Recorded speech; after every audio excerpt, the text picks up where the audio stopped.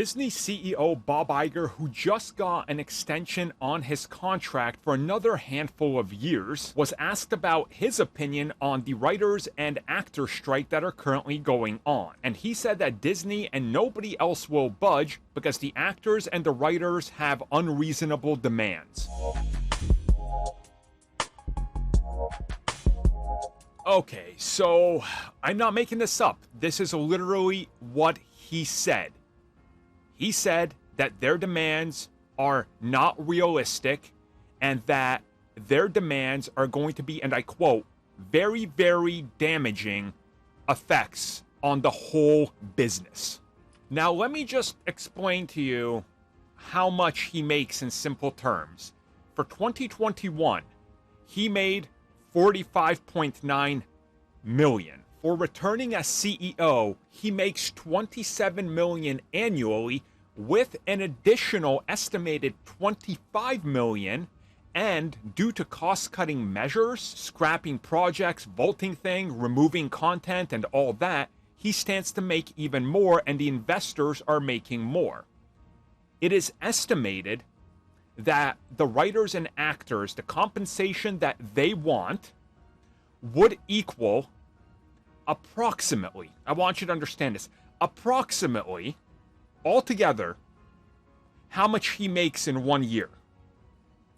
Now, just to explain this even further, the profits of one Disney film that makes a profit, and we're talking about like middle of the road film, would be enough to pay all of the writers and actors that work for Disney for what they want.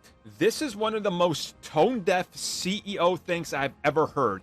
At this point, he's taken what WB Discovery CEO David Zaslav has done and essentially made that look like nothing with all his statements. It's absolutely insane. Let's be real about this. He and all the investors that depend on theme parks, action figures, and all this to sell, to make money, to keep Disney afloat, because 70% of all Disney revenue is everything outside of films and TV comes from that stuff. And it all feeds from the films and TV.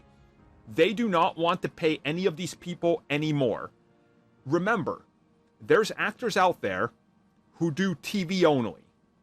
When it comes to TV, a lot of them, they start a base pay of, you know, 10, 20,000 per episode or whatever. And then as they get bigger, as they get more seasons, they make more money. That's how it's always been. Now that you're on streaming, you're essentially making nothing after your initial one shot, right? And you're not getting more for future seasons. Unless you renegotiate, but they're locking you into these contracts that aren't reasonable. This is absolutely insane that this is where they're at. You can't compensate these people who literally want, and I'm not joking about this, less than a few percent of your yearly profits. Get this, in 2022, Disney made a profit of $28.32 billion, which is 27% over 2021.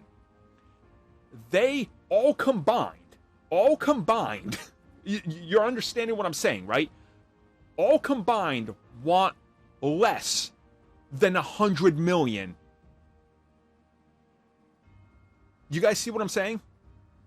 This is absolutely insane. And if you're on the side, because for some reason there's still people out there that are like defending this corporate mentality,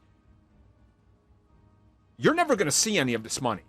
And God forbid if you write a comic or something, or a script or something, and it gets bought, guess what? You're going to be part of people that aren't making any money off of your product.